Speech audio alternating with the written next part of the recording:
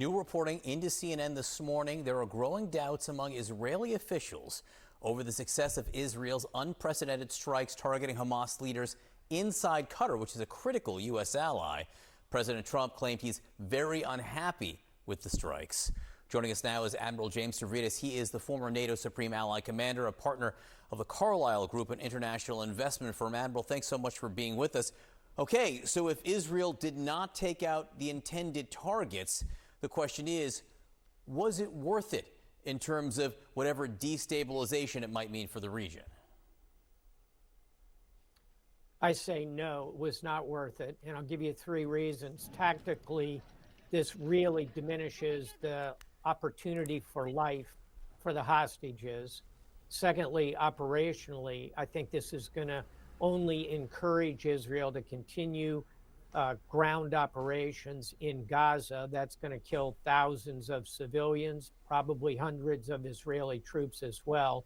And strategically, John, is the worst of all, because you've launched a strike into a sovereign nation, into a very close ally of the United States.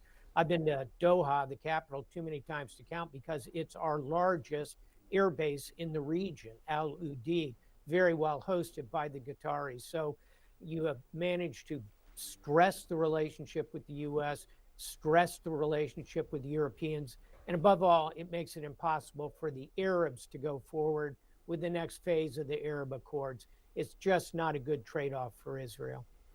We will see in the coming days as we get more reports in about the success or failure of their operation, but it certainly puts the U.S. in a delicate position, caught between two allies there. I want to shift gears to Europe right now, because something happened overnight that's unprecedented at many different levels.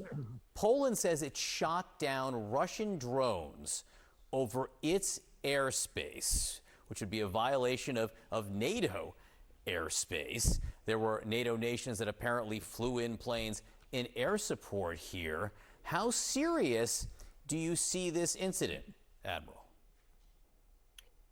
John, I think it could get very serious, and you've probably read the historian Barbara Tuchman's magisterial book, The Guns of August. Exactly. Well, this could be the drones and missiles of September, the way things are going. And Russia, of course, nuclear armed, NATO nuclear armed.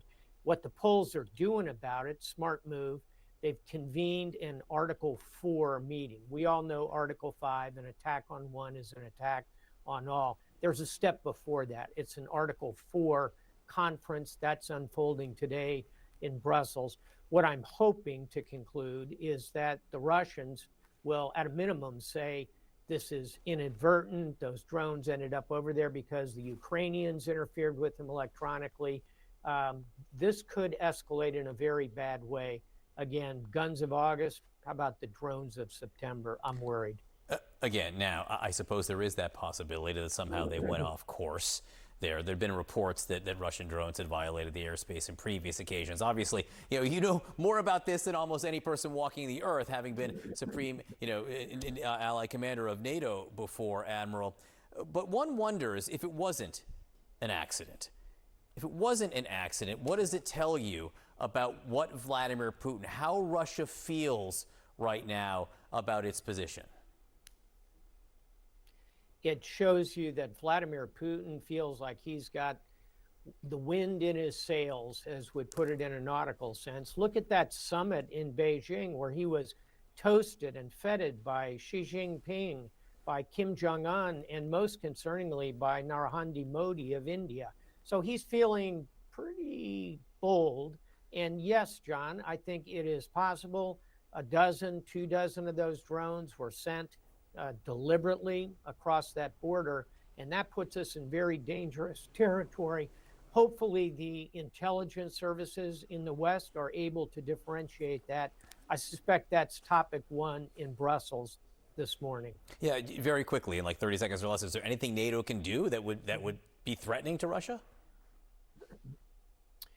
Certainly that would be increasing the level of weapons and the reach of those weapons that you put in the hands of the Ukrainians. Ukrainians are more than happy to act aggressively if we give them longer range weapon systems, more F-16 fighters, they can do that for us. Admiral James Stavridis, always great to see you. Thank you so much for coming in.